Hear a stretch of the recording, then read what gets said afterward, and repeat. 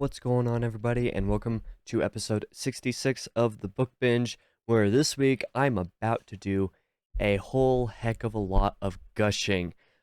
This week we are obviously reviewing, as you saw in the title and the thumbnail, Ashes of Man by Christopher Ruocchio, book 5 of The Sun Eater. I don't have necessarily a whole lot to say in preface to this video. I just kind of want to get right into it because there's a whole lot to unpack. And similar to my review of Kingdoms of Death, the previous book in the series, a video review that I recorded within 24 hours of having finished reading that book, this time I am recording again within 24 hours of finishing the book. Just barely within 24 hours, but still within 24 hours. So there's definitely a bit for me to unpack here, especially as anybody who has already read the book would know. Let's just go ahead and start right off like normal with the good. Now, it's going to be really hard to get through this section without just gushing to the ends of the earth, because I thought that pretty much every single thing in Ashes of Man was fantastic, and not just fantastic, but like perfect. Of course, not counting the stuff that I have to say in the ugly of this section of the video, but that will come a little bit later. For all intents and purposes, I thought that everything about Ashes of Man was great, and that everything pretty much belongs in the good of the book. I will specifically point out just a couple things here, though. Just, based off of things that I said in previous Sun Eater related reviews. The first being the prose. Something that I mentioned in Kingdoms of Death is that the prose takes a significant boost, I would say. Ruocchio's prose has always been pretty good, but nothing that I thought was like the best in the entire world or anything like that. But then Kingdoms of Death happened, and I read that book, and I notably was like, the prose is actually really good in this book. And I would say the exact same thing for Ashes of Man, except even better than that. Like, Ruocchio's prose he's on the top of his game in this one, in my opinion.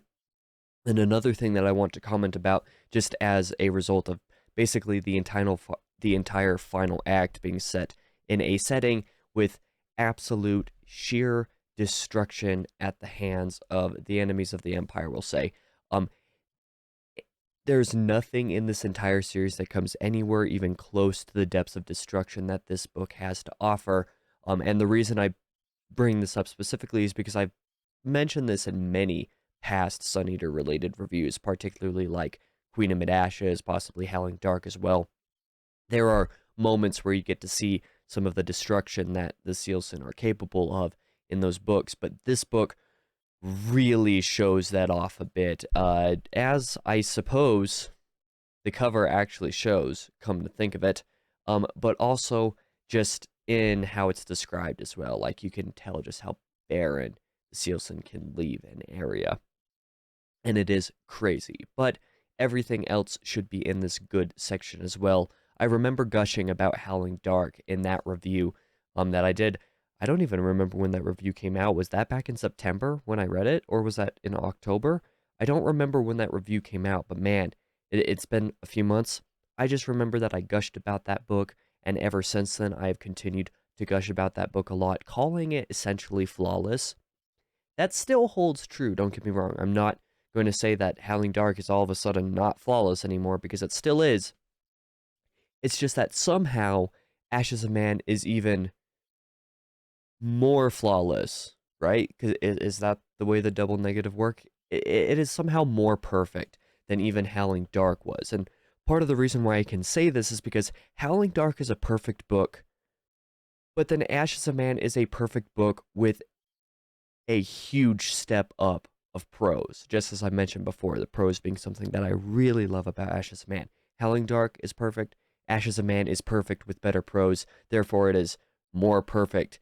It's just in its completely, separate, its own realm of amazing, essentially. The truth is that Ashes of Man isn't just my favorite book in the series, it is now my favorite book of all time. Yes, even after all the adoration that I've shown on this channel, even so far, for Les Mis by Victor Hugo, nothing about even Les Mis comes close to me to being the culmination of everything that the series has had to offer than Ashes of Man is, because it takes so many important moments from previous books, including moments in previous books that you didn't really think were that important when you read them, but it takes those moments and makes them incredibly important and actually mentions them like in ways that I just thought the callbacks were amazing. I thought all of the references were amazing, and like I said, the way that Ashes of Man is a culmination of all of that work it's phenomenal. It is amazing. I love it. In terms of the bad of Ashes of Man, I have nothing to say here except for what's going to come in the ugly. I mean,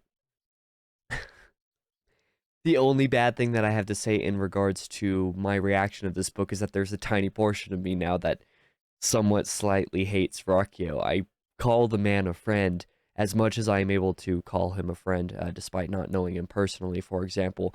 But that only makes the pain that he has put me through with Kingdoms of Death and with Ashes of Man worse. And that's really all that I have to say in terms of the bad. But the ugly is something different altogether. Like I said, a portion of me absolutely hates Ruocchio now because of this book, and I'm gonna go ahead and go into quick spoiler sections. So skip to the timestamp on screen or to the next section of the video so that you do not get spoiled for this book if you have not read it yet. If you know, you know. Chapter 42. Why would you do this, Ruocchio? Why? How could you do this? Even after Kingdoms of Death, you seriously justified doing this in Ashes of Man. I am so unbelievably upset, but it hit me so hard emotionally. I did mention in the Kingdoms of Death review, particularly in the spoiler section of that review, because I have been doing a little bit of spoiler sections in these couple reviews, is that I did cry a couple times reading Kingdoms of Death. I want to say I cried 3 times in the space of 3 chapters. It might have been in the space of 2 chapters, but with one in the middle where I did, and I can't remember for sure. Just know that I read 3 times or cried 3 times in as many chapters in that book. Ashes of Man had a completely different emotional impact on me, rather than the events of chapter 42 making me cry immediately while I was reading it or immediately afterwards. It instead did something totally different. It put me into essentially a state of shock for about an hour or so, like where I was just like laying in my bed or just standing, staring at anything and everything, but also nothing at all. I was basically staring off into space, like, just the kind of state of shock where if you talk to somebody or even if you were to, like shake them for a solid few seconds, they would hardly notice that you're there. That's basically the type of state of shock that I was in. So at first, no tears were shed, but I was legitimately dysfunctional for the period of, a few hours essentially, which makes me extremely glad that I read this section of Ashes of Man on a Saturday on the weekend when I didn't have real life obligations, because that would have not been good. But then I came back the next day on the Sunday. I'm recording this on Monday, by the way. You're seeing this not until, I don't even know when this video comes out. You're not seeing this for a couple weeks probably, but I finished reading the book the day after the events of chapter 42. So I read chapters 43 through 47, which I believe is the last 5 chapters. That's when I cried multiple times, and it felt more like I was in a constant state of despair and crying pretty much on and off throughout the entire last 5 chapters because of the catharsis of those chapters. But I don't even want to say it's catharsis, because it's not. The very beginning of Ashes of Man is cathartic in regards to the end of Kingdoms of Death, right?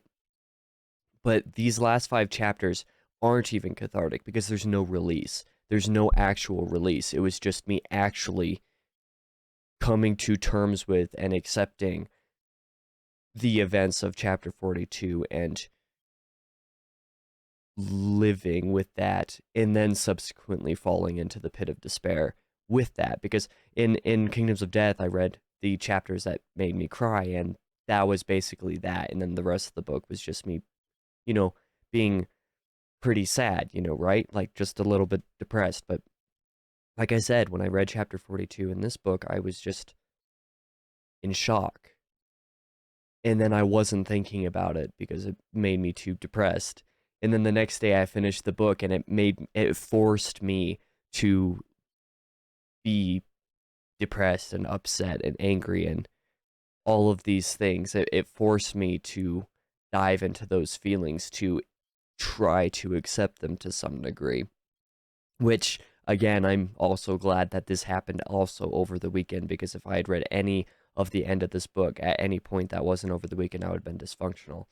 I was essentially dysfunctional for much of this weekend because of this book, which is a testament to how good Ashes of Man is, and how good writing Christopher Ruocchio is.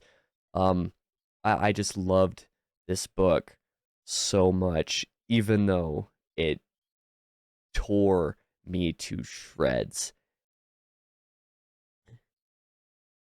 The recommendation for this one is really easy for me because, as I've said in every single one of these videos so far, if you haven't read the series yet, do it. Just do it.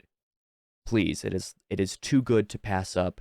And I don't even just say that because I know Ruocchio, right? Like, it genuinely is my favorite series now, far surpassing, say, The Dark Tower, which, after reading that last year, I said, hey, that's probably my new favorite series because it's the most advanced, the most sophisticated. It's the only non-YA full series that I've read, right? But The Dark Tower, anybody who's read The Dark Tower can tell you it has flaws. Like, it absolutely has flaws. The Sun Eater pretty much doesn't. If there are any quote-unquote flaws, they're almost all minor nitpicks, all things considered. The only one of these books in the main series that I think is genuinely flawed in any way, shape, or form is Empire of Silence, and that's mostly in regards to a little bit of the pacing and just a couple sections of it. But Empire of Silence was also a debut from Ruocchio, and I would bet if I were to go back and reread it, I wouldn't have as many problems with that because I'd be too busy focused on the foreshadowing and all the important stuff that it talks about, that I know about the future of the series, right? Like, the series is incredible, and if you haven't read it yet, you deserve to read it, and Ruocchio deserves for this series to blow up. I mentioned in my Goodreads review, the one that I wrote yesterday after finishing the book, that I used to not really understand why people could or would justify recommending a series like, say, A Song of Ice and Fire by George R. R. Martin, which is a Game of Thrones. How people could recommend this to people knowing it's unfinished, and particularly in that specific example, with seemingly no end in sight. We don't actually know if Martin will manage to finish the series before he dies, and that's a sad thing to say, and a sad thing to possibly have to come to grips with if he ends up dying, especially since that's a series that no fantasy author will end up taking the helm and finishing at if Martin dies before he finishes it. Sun Eater, on the other hand, is a little bit of a different story, but somewhat similar, right? It's currently unfinished, but Ruocchio is working on it. By the time this video comes out, there's a very good chance that Ruocchio has finished and turned in the draft for Disquiet Gods, which is book 6, the next book in the series, and that by spring, or at least at the latest by summer of 2025, we are almost certainly going to have the final book of this series in our hands, because Ruocchio has great work ethic. He's been releasing stuff very consistently, and he's very transparent about it as well. So, like, I trust Ruocchio to finish this series. But even at this point, right, like, we don't know if the Sun Eater will get finished for 100% certain. Just when it comes right down to it, there's always the very small chance that it doesn't get finished. But now that I've read the series, I understand why people can recommend stuff like Kingkiller Chronicles or A Song of Ice and Fire, because sometimes a series is just so good that people have to read it. And that's how I feel about Sun Eater. It is incredible. And like I said, since I trust that Ruocchio will absolutely get the series finished, it is worth doing. If nothing else, buy the books, help support him, and then if you don't want to actually read, sorry, if you don't actually want to read the series until the last book is out, that's perfectly fine. I really hopeful for you to actually give it a shot someday, but I just thought this book was amazing. And finally, I guess the other thing that I suppose I could have mentioned earlier, but I'll mention now since I forgot to, is that one of the other reasons why I would also personally justify recommending people read the series, even though it is as of yet unfinished, is because of the way that it is structured, right? Empire of Silence and Howling Dark make up Act 1 of the series, essentially. Like, they're the build-up. They're getting through that first phase of the series. And, you know, if you've read the series, you understand completely what I mean. Like, there's no doubting that Empire of Silence and Howling Dark are the first act of the series. Demon in White, then Kingdoms of Death, and Ashes of Man, these 3 books in the middle make up the second act, and they're absolutely the mind-blowing second act, where Empire of Silence and Howling Dark are just kind of building things and culminate in something mind-blowing and spectacular. These next 3 books are entirely mind-blowing, spectacular events, including, you know, a lot of other types of material as well, where Kingdoms of Death includes a lot of stuff that is hard to get through, and including a lot of moments that will make people emotional, right? A similar thing with Ashes of Man there, but Demon in White is almost entirely mind-blowing stuff, right? These 5 books make up the first 2 acts of the Sun Eater series, which is part of why I'm justifying recommending the series at this point, is because if you finished Ashes of Man, you know it actually has a good breaking point for the series, where it's obviously not the end of the series, and you know, we all know how the series ends because it's literally told to us in the very first chapter of the very first book. We know how the full series is going to end, but we don't know the events that are going to get there, and I frankly cannot wait for books 6 and 7 as this final act of the series to come out so that I can experience that. Although I will also say that I'm quite glad that I have a year until the next book comes out, because after experiencing these last 2 books especially, I definitely need a little bit of a rest. If book 6 and or 7 were already out at this point, I don't know how soon I could make myself get to them. It was hard enough picking up a new book as was after finishing this monster, that if the next book that I were planning to pick up would be the next book in the series, I wouldn't know what to do with myself. I wouldn't ever covered enough. But yeah, anyways, that's essentially what I'll put it. In the words of a BookTube friend of mine, Words in Time, who reviews essentially nearly all science fiction content, he did a review of this book a couple months back, or a few months back at this point, when it came out in December 2022. He said that when he read the book, right, he basically said that the book floored him, and he was being quite literal, in that he was literally on the floor while reading the end of this book, and he did not get up off of it for a good bit of time after finishing.